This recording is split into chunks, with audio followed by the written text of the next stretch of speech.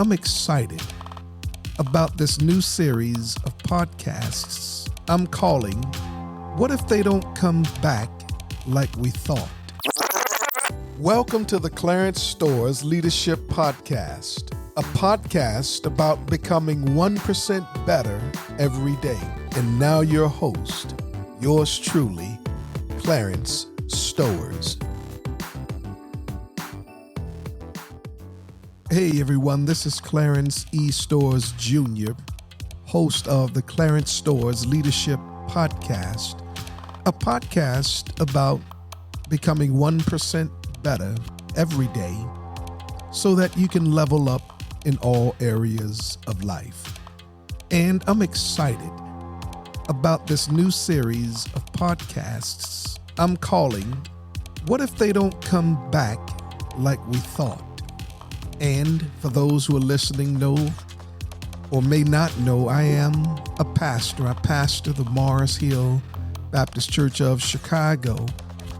But since we are now almost 3 years into COVID, we call ourselves Mars Hill Anywhere. And that's reflected in our digital approach, in the revamping of our church app. And that app we nicknamed Church in Your Pocket.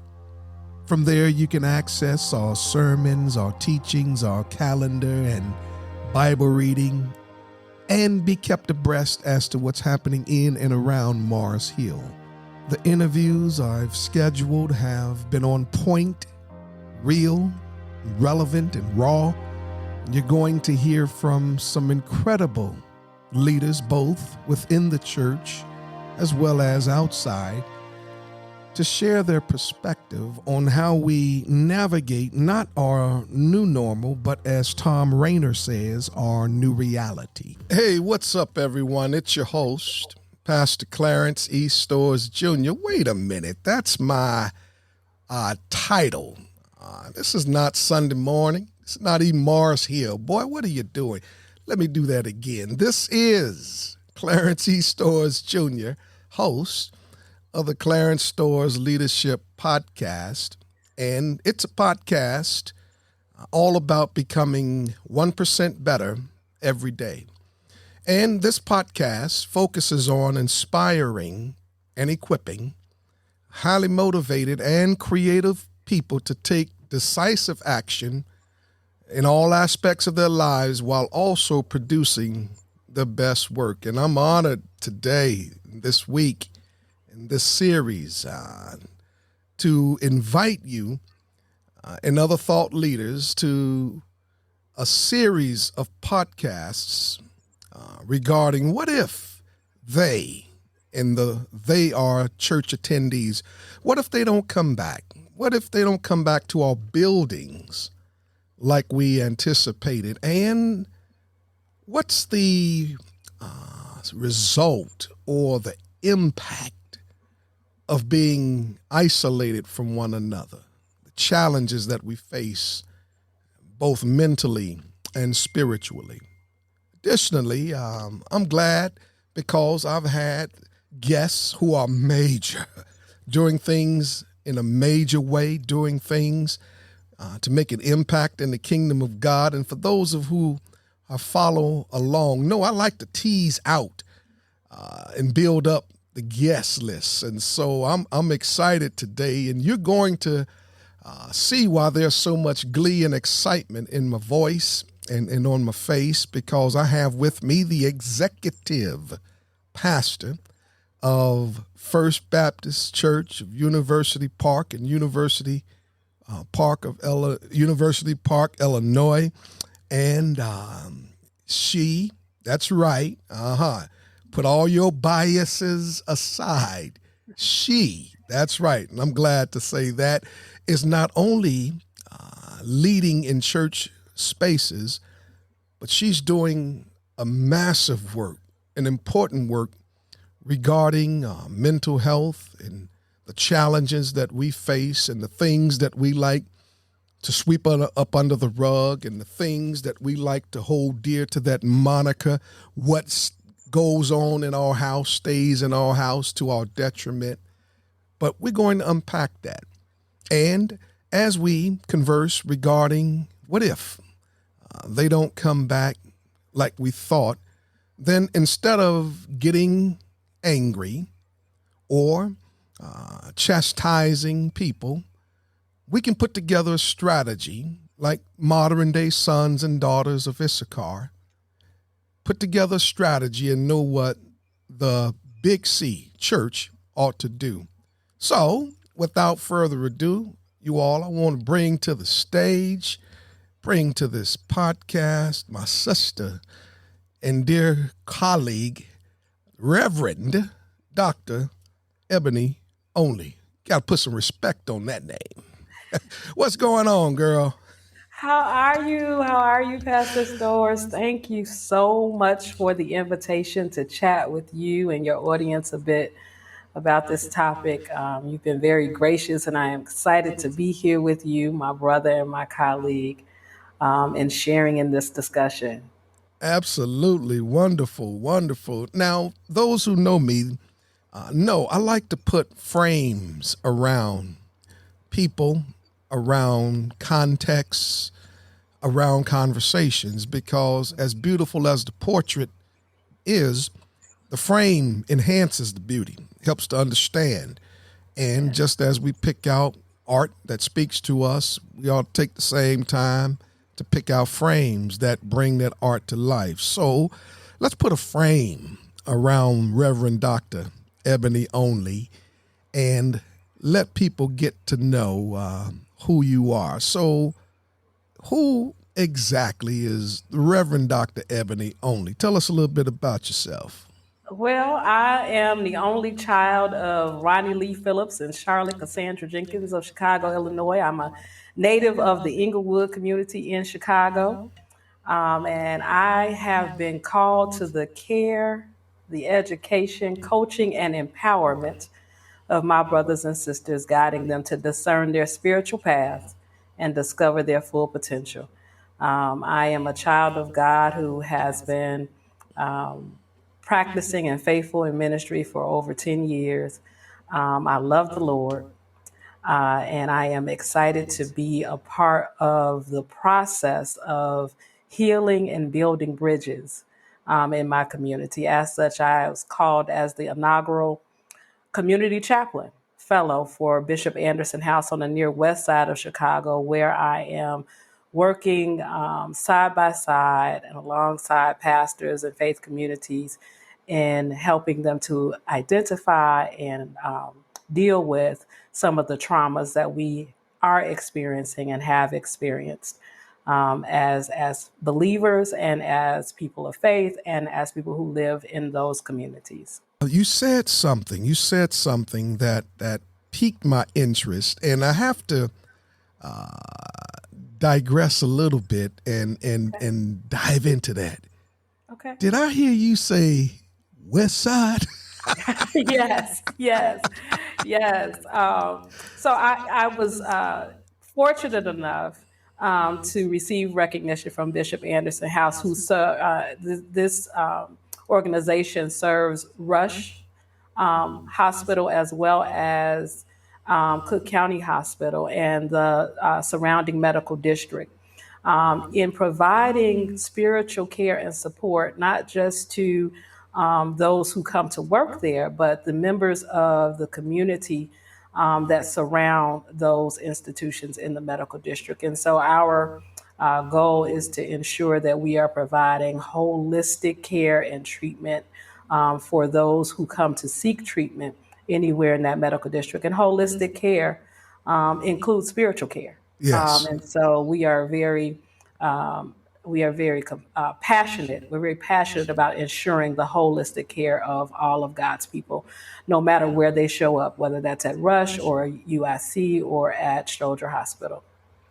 Awesome. Didn't I tell you all that this series of podcasts revolving around this topic had some major people?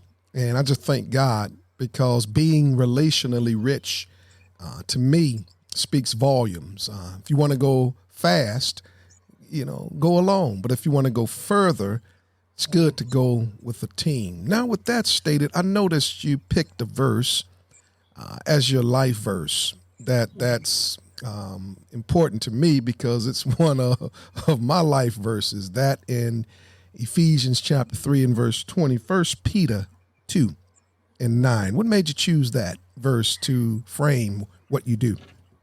Yeah. So, you know, First Peter 2 and 9 speaks volumes to me around who we are as children of God.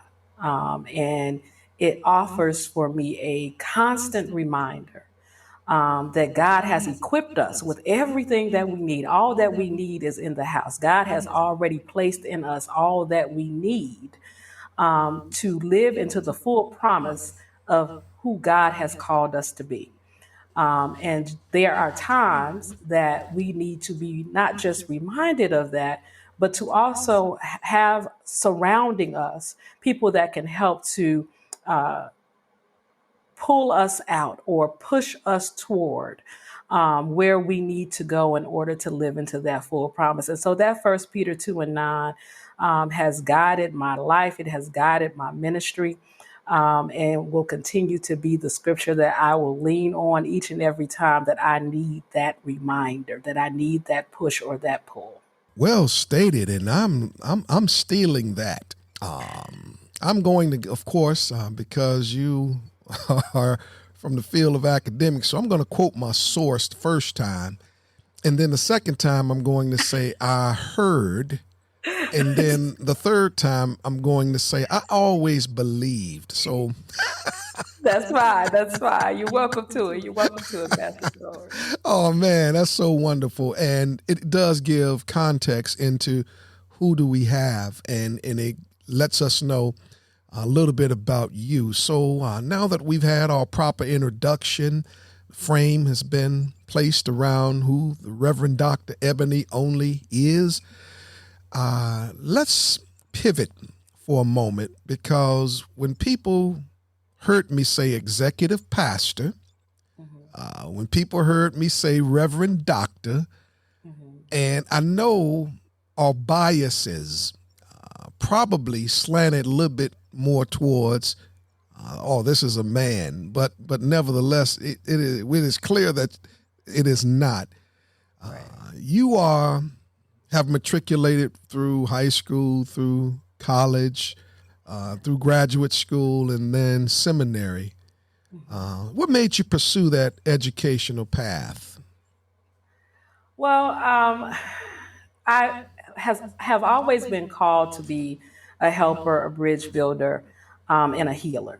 I've known that to be a calling on my life for as long as I can remember. And my education has taken me along that path, and so have my experiences. I was blessed to attend one of the best grammar schools, I think, in the city of Chicago. Holy Angels was where I went to grammar school. And that Catholic grammar school was a great place for me to begin to critically think about who I wanted to show up as in various spaces. It gave me a foundation by which I knew that it was okay that I was Black and a woman and educated and intelligent. And so I'm grateful to have matriculated there. And then I went to a Catholic high school. I got my bachelor's of arts in sociology from Chicago State University and a master's of arts in human resources from Fort Hays State University. And all of those degrees are helper degrees. They're degrees in which you find yourself trying to support or help or guide people along the way. But I also knew that I had a calling upon my life. And I was fully aware that my grandfather did not believe in women in ministry, but I knew, and my grandmother knew, that I did have this calling upon my life. And so I was grateful to be able to pursue my master's of ministry from Lee University School of Religion, and then a doctorate of ministry from the Samuel DeWitt Proctor School of Theology, and being able to fully walk in the authority of my call was something that was supported not just by the women in my life, but also by some awesome men in ministry that I have been grateful to encounter. Those have included the, Reverend Dr. Jeremiah A. Wright Jr., Reverend Dr. Reginald Wade Williams Jr., the Reverend Clarence Stowers. Meeting men who are supportive of women in ministry is vitally important, because when you show up in spaces that you may not fully be accepted, it's one thing to try to fight your way into a place, but I don't fight my way to sit at any table. It's more meaningful when another man can speak to a man about whether or not a woman has place. Why? Because you hear differently from someone who looks like you and has your same experiences than you're going to hear from someone that doesn't look like you and doesn't have your same experiences. And so I'm grateful to have people like you, Pastor Stowers, who create spaces, courageous spaces where women in ministry can show up. And I knew that I needed to do the work, right? I knew that I needed to study and show myself approved and do the work that would allow me to show up in that space that would make you and my pastor emeritus, Reverend Dr. Jeremiah A. Wright Jr., and my pastor, the Reverend Reginald Wade Williams, proud to have me in those spaces and that I could show up confidently. So thank you for that question. Thank you for asking. Oh, my pleasure. Thank you for sharing. And as you were sharing, I'm taking notes. And you said a couple of quotable nuggets. And for those who are listening and watching, the information regarding Reverend Dr. Ebony Only's bio will be in the show notes, links to connect and her consulting practice as well. You said something, and I wrote this down because it was so impactful. First, just to have my name in the same sentence as Reverend Dr. Jeremiah Wright, Reverend Dr. Wade, man, I tell you, I feel great today. If I could flip on this screen, I would flip just to have my name mentioned among those two giants. So thank you for that. But you said something, and I wrote it down, and you mentioned showing up in spaces where you're invited. And it reminds me, because I like to consider myself a maven, a connector of people, and by doing that, and I love what you said, men speaking to men. You're validated, of course, in the eyes of God and what Jesus did on the cross. Validated because you did the work in order to receive an invitation in those spaces. But you also understand relationships and the political nature within our realm and how it operates. And so I'm just encouraged just to be a brother, to speak to men, to say, she's validated by God, she's validated in herself, she's validated, but this is somebody you need to know. So as an African-American woman and a member of the Divine Nine, all right, go Zetas, I feel you. Yes. What challenges, or what's one of the greatest challenges that you've faced as an African-American woman pursuing a doctoral degree in a traditional man space? Yeah. Well, one of the greatest challenges is of course, that, I show up as who I am. I'm a woman. I'm not a womanist, and that's a topic for another day, because when I tell you, unpacking that sometimes, especially with my fellow women who are clergy, can be a daunting task. But I am a woman, and I show up as a woman fully in my femininity, and that can sometimes be a barrier to people hearing me. And so what I attempt to do in those spaces is to make sure that I am speaking to And I'm going to go back to something that I learned with Dr. D. Darrell Griffith, speaking to head, heart, and gut. Right. There are those of us who need to hear information in a very logical fashion, and that's the head information. You need the stats, you need the data, you need the information. There are those of us who operate primarily with our heart, right? And so, what is it that we feel? What is it that our emotions are telling us happen to be the right way to engage this woman who has shown up in my very patriarchal space, right? And then there are those of us who lead with our gut. What are my gut instincts telling me? And so when I show up in spaces that I have been invited to, not spaces that I'm going to fight my way in, but spaces that I have been invited to, I attempt to meet each and every one of those needs of hearing information logically with the head, emotionally with the heart, and then by the gut. And so when you're meeting each of those, then I'm able to at least be heard by those men who might initially think, do I really want to hear this from this woman, right? Does she know what she's talking about? And so when I can talk about these are the degrees that I've obtained, that's a logical thing, right? When I can talk about my experiences in ministry, having grown up in a household where it was very clear or made very clear to me that women are not meant to be in ministry by one side of my family, but the other side of my family saying, oh, absolutely, women should be able to show up in every space that they want to. So that's the heart piece of it. And then the gut piece of it for me, and showing up in those spaces and making sure that I'm communicating very clearly is, what is it that intuitively people feel that they need to have in order to be able to receive the information that I have for them. And so I'm grateful to have gotten the knowledge and the understanding of what is necessary in order to be heard in spaces that initially I might be rejected just because of the way that I look and the way that God has created me as a woman. But still an intelligent woman. And as you said, still a woman walking in the authority that God has granted. Absolutely. Absolutely. You unpacked that beautifully, showing up logically, the head, emotionally with the heart, and then internally with the gut. Yeah. Man, that's a whole masterclass right there.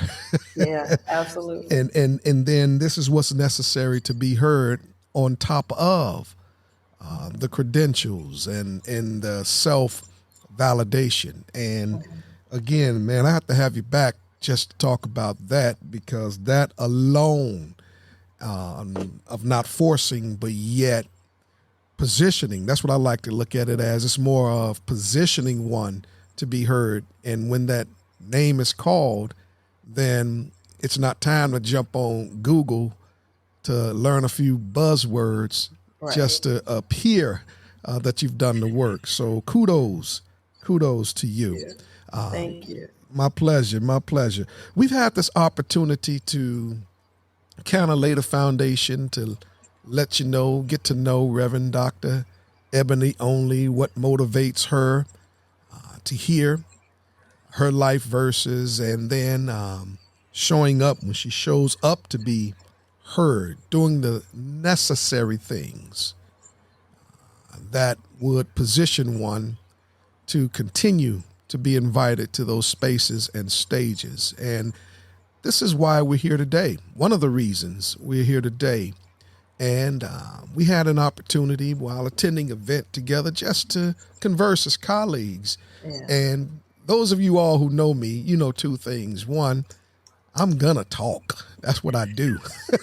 Plumbers plumb. Electricians talk about electricity, all of the above. But I love to talk. I love to talk to people and hear what they think and help me to see what they see. And so we're conversing, and the conversation centered around, of course, preachers are going to navigate the church life at some point. And as we were conversing, I had it in the back of my mind because I came to this event, and I confess, with an ulterior motive. I knew there were a couple of people I wanted to interview, and I had a chance to talk to our friend and brother, Reverend Dr. Montel Crawford, too. Send him a shout out. You shouted out my frat brother, D. Darrell Griffin, pastor of Oakdale Covenant Church. And I knew that we were going to have this opportunity to converse. And I'm learning March 20th, to be exact, or the month of March, rather, it was the 20th for us, is D-Day. March 20th, 2020 was when churches officially acknowledged as the date in which we went to virtual online services and events, etc. And here we are, 2.5 years later, emerging out of that. And what you helped me to see, and I quote, because when you said it, and I immediately pulled out my phone and I typed it in my notes because I'm working too. You said that there's trauma in the pews, and most pastors and church leaders are not prepared to deal with it. And that kept sticking. And as you know, I kept digging because I wanted to go a little deeper into that. And now that we're coming out, so there are too many churches who have just focused on getting people back into buildings and ignoring the trauma that we faced during the pandemic. And when they do come back, what do we have? How can we, as church leaders, prepare ourselves to deal with that? So could you take a moment and talk about the trauma that COVID has brought to our pews and what that looks like for the everyday church leader? Absolutely, absolutely. Let me start with, part of the reason I believe that we are so focused on getting people back to, or back to the church, back to the way things were, is that we are such a resilient people. We are a resilient people, but with resiliency comes exposure to trauma. And that's the piece that we don't often connect. The reality is that none of us are the same. And so this series that you're doing on what if they don't come back like we thought is an important discussion for the church, for pastors, for lay leaders. It's important for the faith community to be able to say aloud, we won't come back like we thought, because we have experienced traumas not yet addressed. And so let's talk a little bit about the trauma of resiliency. Okay. In the context of spiritual care and spiritual direction, I want to talk about the trauma of resiliency. And yes, I put those two words in the same sentence, trauma and resiliency. And so I want to encourage, if you don't have pen and paper, to get pen and paper, because I do want you to take a few notes on this podcast. I think this is going to be very helpful for you to unpack in your current context. So let's first talk about what resilience is. Can we agree that that resilience is the capacity to recover quickly from difficulty, or the ability to return to its original form? So yes, resilience can be seen easily as something positive. But what if we aren't resilient? Does that mean that we've somehow failed? Does that mean we've somehow missed a mark if we don't bounce back?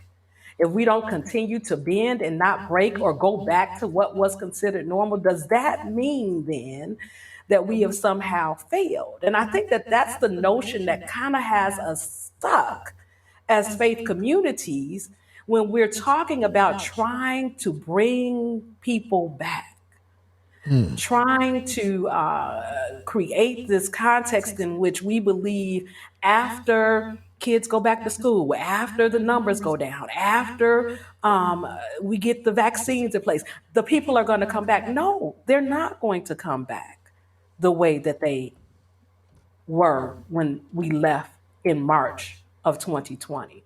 I want to push us here for a minute because I want us to think beyond resilience because of the trauma that resilience causes. Man. Resilience is birthed through a need to survive a labor.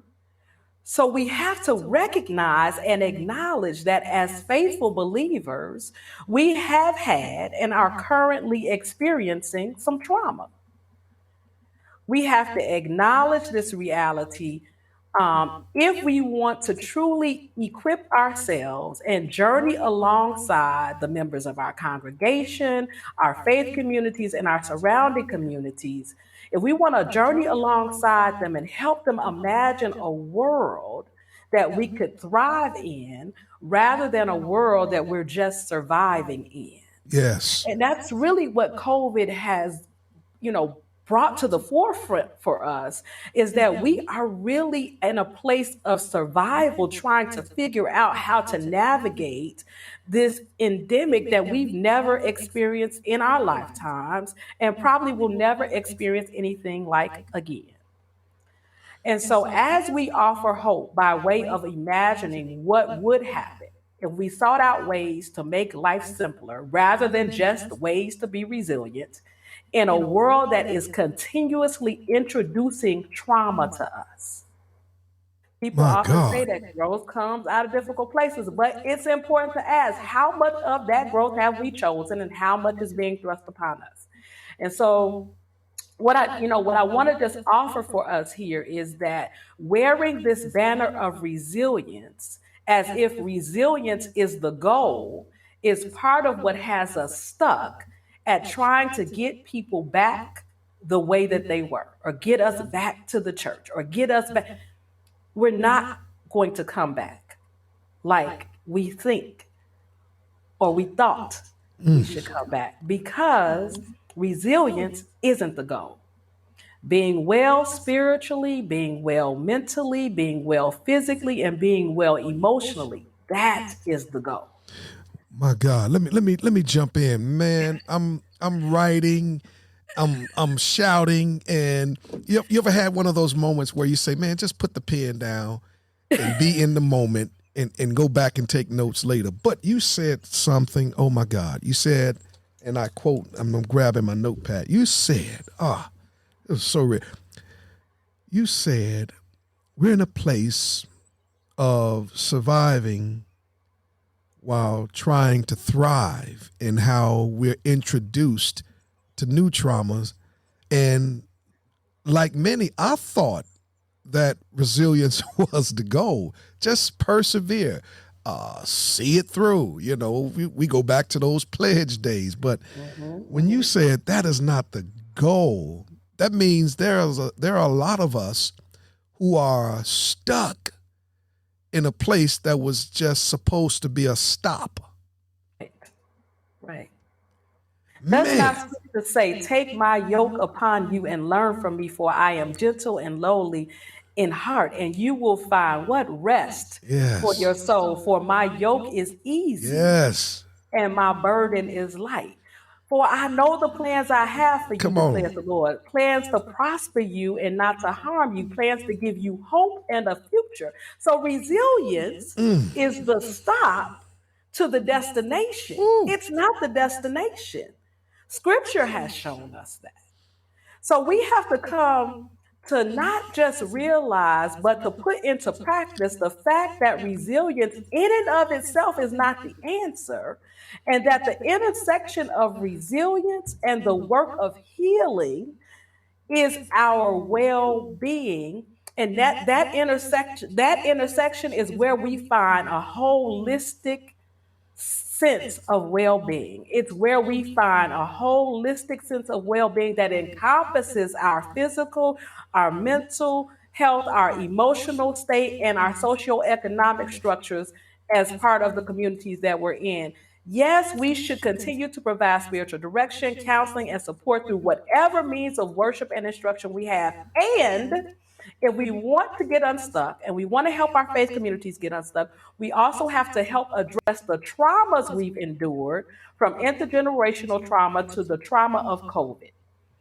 If we are to really be accountable to equip ourselves and our faith community to do those things, we have to be equipped with the necessary tools to be mentally, physically, and emotionally well ourselves, and then help by walking alongside our communities of faith, help them to be mentally, physically, and emotionally well, in addition to being spiritually well. We cannot ignore these other three things when you are ministering to and walking alongside persons who have experienced trauma. Yeah, yeah, yeah, yeah. Let me stick a pin right there. My God, man, this is so rich. And by staying stuck in a place that was supposed to be a stop, and in hearing how Scripture intersects with life and with living, it gives us that moment of when we don't, or when we stay resilient in a world that continues to introduce trauma, then it defeats the purpose that God has for us, that abundant life, that abundant living every single day. And this is a good moment to kind of pivot to it, because the last thing you mentioned was trauma. So let's shift gears, because I learned something again today, brother. You on Resilience Boulevard, and I was a champion of that, because who other than African Americans can own that word or take heed to that word, resilience. So let's talk a little bit about trauma. Okay. So there are a few different types of trauma that I want to mention today, and this isn't all inclusive, but these are three places that I feel as a community of persons who have been kissed by nature's son that you will see most prevalent to us, and they are PTSD, CTSD, and intergenerational trauma. PTSD occurs when people endure violent or life-threatening situations. They tend to exhibit symptoms like panic attacks, flashbacks, nightmares, depression, anxiety. Most of us who live through traumatic events may not develop or be diagnosed with PTSD. PTSD is fairly well known, but there are the other two types of trauma that are not fairly well known. The first is CTSD, continuous traumatic stress disorder. And this is one of the things that you and I talked about, Pastor Stowers, is this notion of CTSD that was introduced in 1986 by a South African writer named Frank Chikane. It's Frank, Chikane. And he first used the term CTSD as he explored how apartheid affected a generation of children. My God.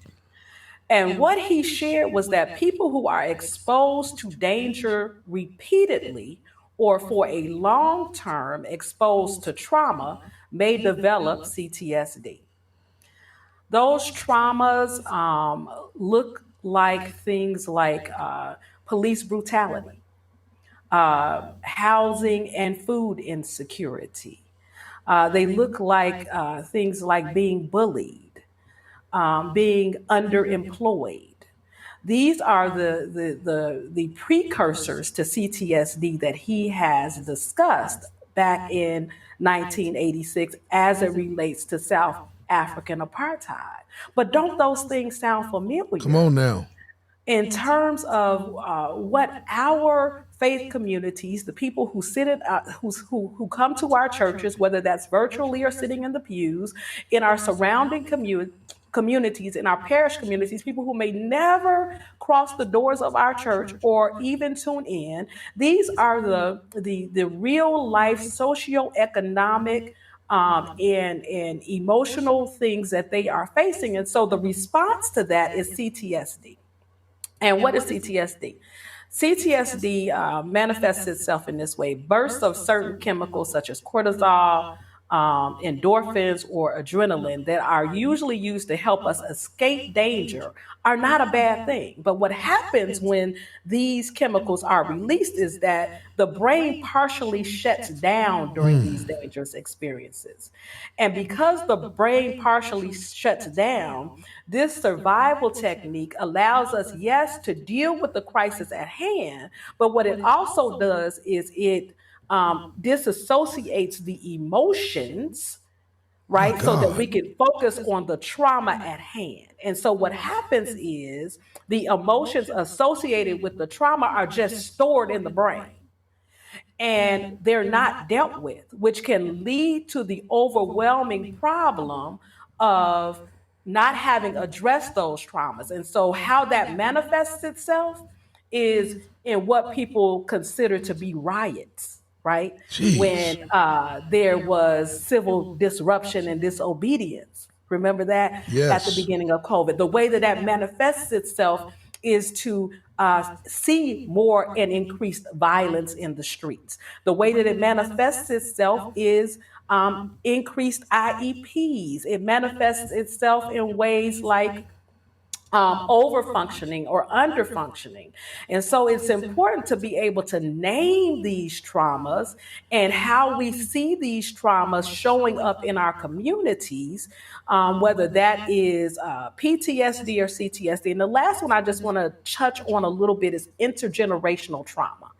And the reason I think it's important to touch on this is intergenerational trauma is is a result of the effects of trauma that have not been resolved in one generation and they're passed from one generation to the next. My God. Why is this important? How does this show up for us? It shows up in these ways. Have you ever heard the term, you have to work twice as hard to get half as far? Yes. You have to, show up in spaces unemotional and not show up passionately, because showing up passionately means that you're being aggressive, right? So these are intergenerational traumas, and I wanna pause here and say, I am not in any way suggesting that our mothers and our grandmothers and our fathers and our grandfathers did anything wrong. I am saying that they were operating from the space and experience that they had in introducing to us ways of survival, right? Ways of survival that Yes. they felt would help make us successful. And some of those ways of survival were make sure that you show up in spaces in safe ways so that you can stay safe. Whether that is showing up unemotional in your workspace so that you can go further in your workspace, or showing up unemotional when you encounter someone in public so that you don't get arrested, showing up pushing down what you are feeling and experiencing, and saying and giving the pleasantries of how are you today? Oh, I'm blessed and highly favored. Oh, I'm great. And you're Yeah. not, right? Oh, You're I'm not. good. Yeah. I'm good, and you're not, because it's safe to do so. And so, what happens as a result of intergenerational trauma is that we start to have multi-generational adaptive behaviors that reflect the need to be resilient. And some of those behaviors are positive, but others of them are harmful and destructive. And so we have to first name the trauma or the traumas that we're seeing or experiencing so that we can then take practical steps to begin healing or journeying alongside for the healing. Oh my God. Oh my God. Man, I'm getting writer's cramp. That let me know that I'm typing too much. I need to get back to old school penmanship. You mentioned, and I know that I erroneously equated our status to the first trauma, first first round of trauma, PTSD. So this is from my understanding, and I could be wrong, so help me out. When one has PTSD, that means that they've experienced violent, life-threatening situations. I remember my uncle who was in Vietnam, and he came back, and my grandmother and great aunts would say he has that faraway look. And we was kids. We didn't know any better. We were laughing. He probably was suffering from PTSD. Yes. Okay. Yes. And PTSD implies that you're post whatever your violent event is. And I think that's important to know. Okay. Whatever your violent event or your traumatic experience is that you had or encountered, you're now outside of that event. And so that's why it is post-traumatic stress disorder. Wonderful. Thank you for that line of demarcation, because it sounds like to me, and I could be wrong again, that those who will come back to our pews added to the trauma that they were already experiencing fall in the latter two categories of continuous stress disorder and intergenerational trauma. Is that correct? That is correct. That is correct. So as a people, we are, yes, dealing with some PTSD, but more than that, we are engaged in a place of CTSD and needing to unpack our intergenerational traumas in ways that help us to identify those negative voices or negative self-talk or places that we've now grown out of, that were, again, no fault of our parents. They were operating with the information that they had at the time. Yes. Right. But we need to now unpack that intergenerational trauma in a way that is healthy for us to begin to move forward as we identify and address those things that cause us to have CTSD: food and housing insecurity, poverty, workplace inequity, consistent exposure to violence, police brutality, and bullying. These are the people we're pastoring. Yes. Yes. Oh my God. And this just, to me, opens up another portal that our problems and challenges are not linear. They're multifaceted.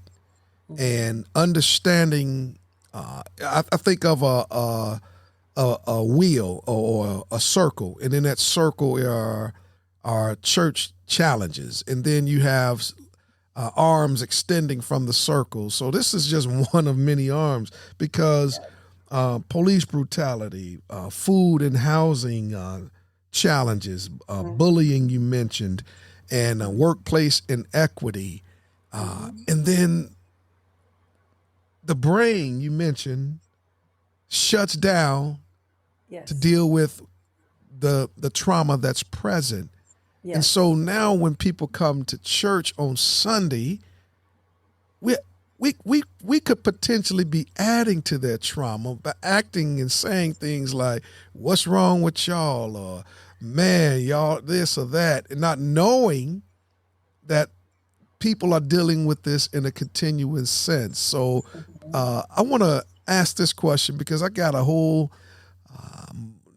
bevy of questions regarding intergenerational. But what does this do? What does this do to the person, the one sitting in the pew? I ain't even got to us yet, the pastors and church leaders. I'm going to get to that in a moment. But what does this do to the person long term? Long term, if we are not very intentional about naming the trauma, and when I say we as pastors and we as church leaders, if we're not very intentional about naming the traumas out loud, then what we're doing is encouraging our members to ignore or bury that trauma, which will then result in more intergenerational trauma, right? And so we are doing a harm. We are doing a harm to the persons we've been called to shepherd if we do not begin to name out loud these traumas. Not only are we doing a harm by not naming it out loud so that we can begin to address it, or we can stop bearing it for ourselves and our congregation. We're also doing a harm for the community as a whole if we're not calling out those injustices that bring trauma or continue to bring trauma into the lives of our congregants and our members. But in addition to calling out those injustices that bring trauma, we also have to make sure that we have support systems in place, resources, whether we're referring to available resources, or we're providing available resources to support our members as they begin to work through traumas.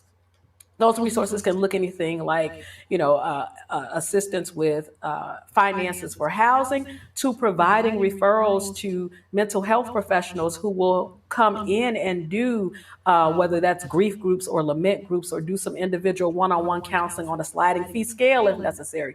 But what are the resources that we can make available to our members of our churches and the members of our faith communities and the members of the community at large, whether they knock our doors or not, so that we can begin to help to heal some of those traumas that we are currently experiencing?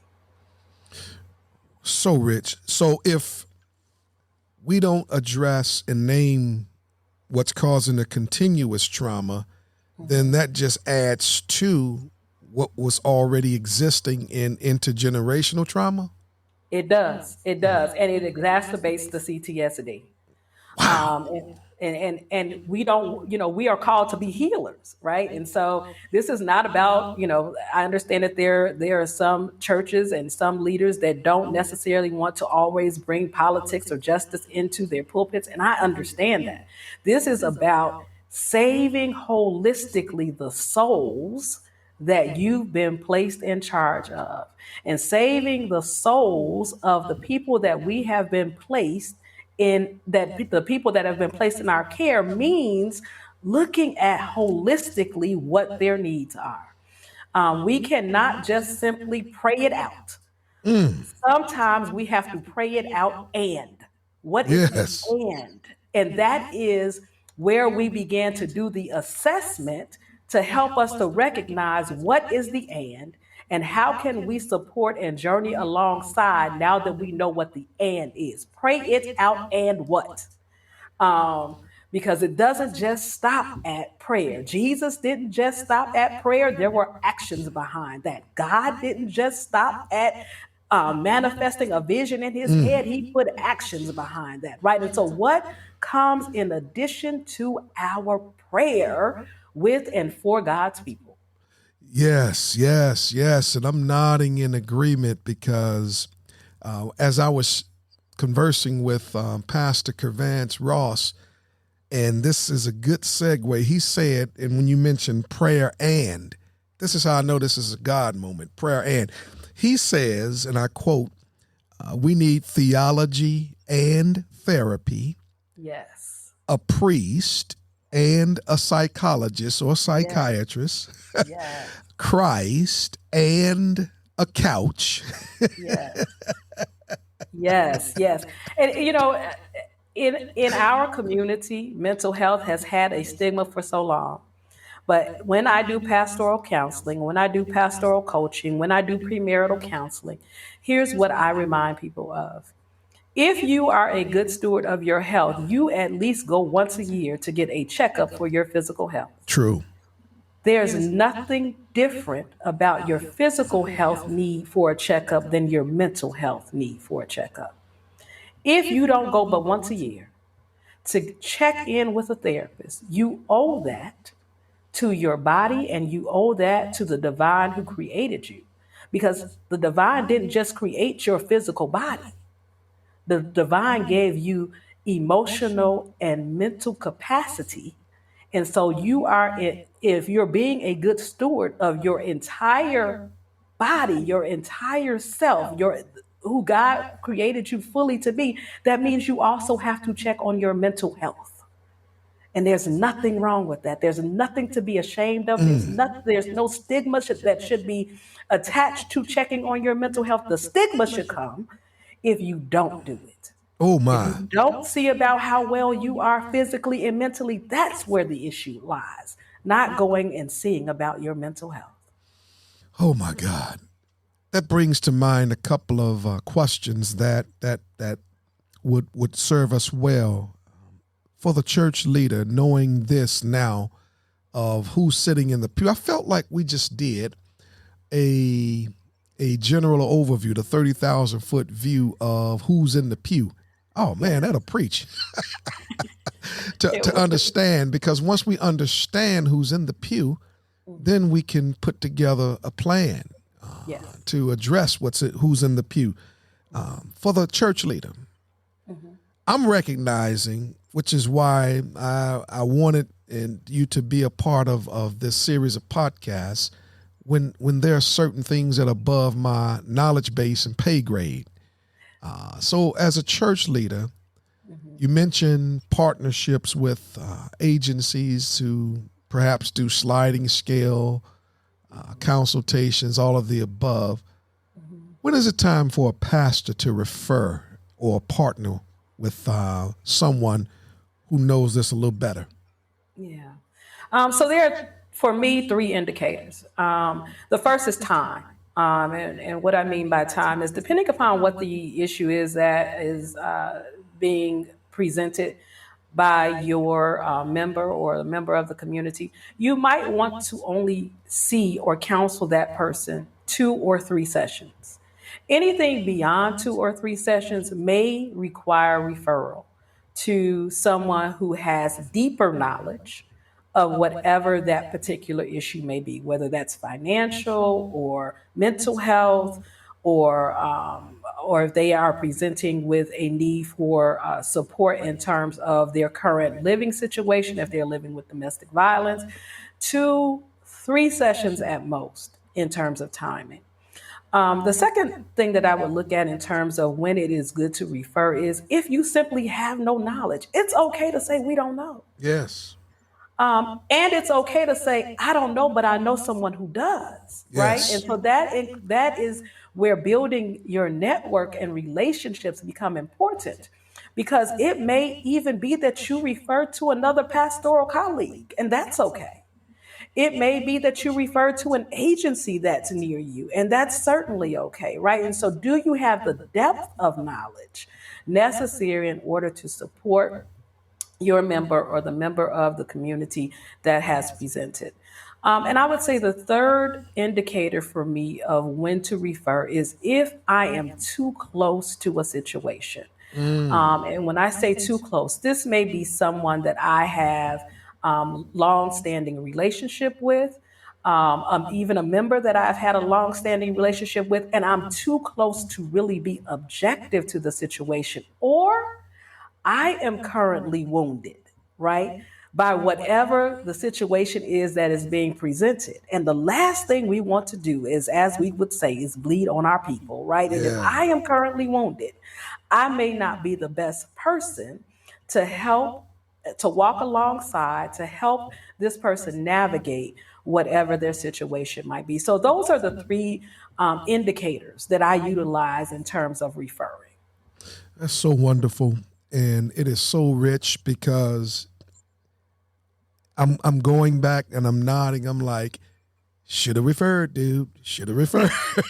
But we have this as pastors and church leaders, this savior complex, and we forget that there's only one Savior who hung, bled, and died to redeem us back to God, and his name's Jesus, and he's quite capable at doing what he's doing. But we went into pastoring, just as you mentioned, your background degrees are in the ministry of helps, to help people and to be that voice to kind of give balance. And so I'm sensing there probably might be some codependency going on. It's codependency, and I want to say this, and this is not going to be a popular response. It's an intergenerational trauma. Okay. And let me tell you why I say that. Unpack we that. learned how to be pastors really well from some great pastors, right? We learned how to shepherd God's people in some respects by witnessing and learning from some people who did very well pastor their congregations, but they didn't always do it in the healthiest of ways. Right? They showed up in spaces, as you stated, with the kind of savior complex. These are the people that God has entrusted to me, and so I need to make sure that they are okay. Well, do you alone need to make sure that they are okay? Jesus never said that. He had 12 with him. Come on now. Now, we could talk about how well the 12 did, but he had 12. Yeah. Right? That we know of and that were named. He had 12, which means he invited help with the ministry, help with how he was ministering to God's people, help with when he was ministering to God's people, and he stole away. Yeah. Right? Self-care, and we don't do enough caring for ourselves and saying aloud, we need help. And we need to steal away. Yes. And care for ourselves, right? And so I want to suggest that some of that response is our intergenerational trauma of having learned from some awesome and great pastors, some really good things and some not so healthy things about how to pastor. There you have it. And man, the time that we spent together, I mean, there is Chronos and Kairos, and time just stood still because when I looked up at my timer, I'm like, oh my God, we've exhausted our time today. But before we depart, I got to have you back because I just can't leave. And I like cliffhangers.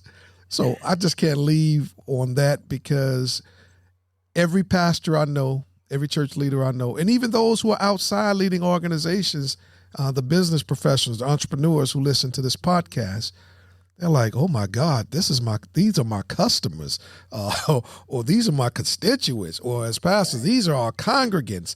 So with that stated, could you share a takeaway based on what we've learned today about PTSD, CTSD, intergenerational trauma, or resiliency, or all that we've shared? And I know this is a big ask, but I believe God gave you the capacity to handle this. What's the one thing that pastors and church leaders, entrepreneurs, business owners can do knowing who they're interacting with today? What's one practical step that we all could take? I would say the most practical step that we can all take is learning how to radically care for ourselves. Okay. And I'm not talking about self-care just in terms of, making sure that you get in a warm tub or going to work out. Those are great things to accompany what I call radical self-care. And so what does radical self-care look like? First, it is looking, right? It is looking for the signs of the stress and trauma that we've talked about so that we can identify what the issue is. The second thing is to listen. Listen not for our parents' voice, our siblings' voice, those great mentors that we had as pastors who've gone before us voices, but our own internal voice that is guarded by and guided by the Holy Spirit that informs what it is that we're actually feeling, and being honest about what we're feeling and honest about what we need based on what we're feeling. The third thing I want to encourage us to do is to acknowledge loss. Grief is necessary. Lament is necessary. And so whether that loss is because of illness or death, a loss of ideals, a loss of income, job, or way of life, a loss of community, not being able to go to church, we have to acknowledge our loss and take the time to actually lament and grieve those losses. The fourth thing that I'm going to encourage us to do is link. I talked about making sure that we have resources in place, whether that's our colleagues, Our community, they're going to be clubs and organizations and outreach organizations and referral networks that we can set up in our communities, or cultural and societal links that might be, yes, our belief, value, faith, and religious institutions. It might be the art institutions. What are the resources available to help us and support us as we are working to reconcile our traumas? And the fifth and last thing I'm going to leave you with is to live. Yes. Living means to not live to work, but to work to live. Live and experience each moment of your life as the blessing and opportunity that it is. And as we are living as our authentic selves, showing up as our authentic selves in every space that we show up, living means not being held to whatever norm or oppressive system that has been placed upon us to say, you got to stay in this box. Blow the box up. Yes. Blow the box up. The people are not coming back like we thought. Yes. And so I need us to be comfortable to live authentically in the space that we're in right now if we want to further God's kingdom. Oh, my God. There you have it. Reverend Dr. Ebony Only. I told you all that I knew people that if I didn't know the answer, I'm wise enough to partner with those who do. And I pray that this has been beneficial and that your mind has been stretched. I know mine has. And as a result of that, I'm confident yours was stretched as well. I always ask all of our guests, and they've shared some incredible resources. What's the one book that you're reading or have read that either challenged you or changed you that you'd like to recommend to our audience? Oh, let's see. The one book, I would say Christ and the Lynching Tree. Oh, yeah. James Cone. Come on, girl. Yes. I would say that book certainly, it changed me. It changed me. And it helped me to see more compassionately myself. It helped me to be more compassionate with myself. So I would say that book by James Cone is the one that changed me. And that's the book that I would recommend to anyone to just take a read. Just take a read. Absolutely. Absolutely. I want to thank you, Reverend Dr. Ebony Only, for being a part of the Clarence Stowers Leadership Podcast. And man, I could talk to you all day. I could listen to you all day. I've learned so much, and it's caused me to take an internal look inwardly, and realize some inadequacies and gaps, and then make a plan, put a plan together to address them. But I must have you back. I must have you back because it would be an honor. Thank you, and because there's some more that we need to unpack to help our people. But this listeners was a masterclass for you, and it's only a precursor of what Ebony does, and we'll have links to all what she does in the show notes. But she's given so much, but this is not something she Googled. She didn't just read enough to become dangerous to you and herself. This is what she does. And I have a link to Only One Consulting, but I'm going to let her have the final words and speak to that as to the services that she offers. Tell us a little bit about Only One. Yeah, so Only One Consulting, I started over 10 years ago, and I am able to journey alongside clergy, church leaders, individuals and couples, providing coaching to help get us unstuck. And so unstuck in whatever area of your life that you're feeling stuck. I do provide coaching and counseling through Only One Consulting, again, to individuals, couples, and to organizations, specializing in clergy and faith-based institutions. And so I'd love to spend a little time talking with individuals who might just, feel the need to bounce a few ideas off someone, or, might need some help with how do I move this needle? How do I get from this place of feeling stuck? Wonderful, wonderful. There you have it. Again, thank you, Reverend Dr. Ebony D. Only, for being a part. Thank you, Pastor Stowers, for having me. My pleasure. And again, this won't be our last time. And I already know, especially with the audience of our female listeners, boy, it's about to be a hit. And I already know. And man, I cannot wait until the opportunity for us to get back together. And again, thank you for all that you've shared. And again, all the information on how to connect with Reverend Dr. Ebony D. Only will be in the show notes. So until next time, take care of yourselves so that you can take care of those within your care. Yeah. Take care, y'all. You've been listening to the Clarence Stowers Leadership Podcast. Join us next time for more insights on becoming 1% better each day and leveling up in all areas of life.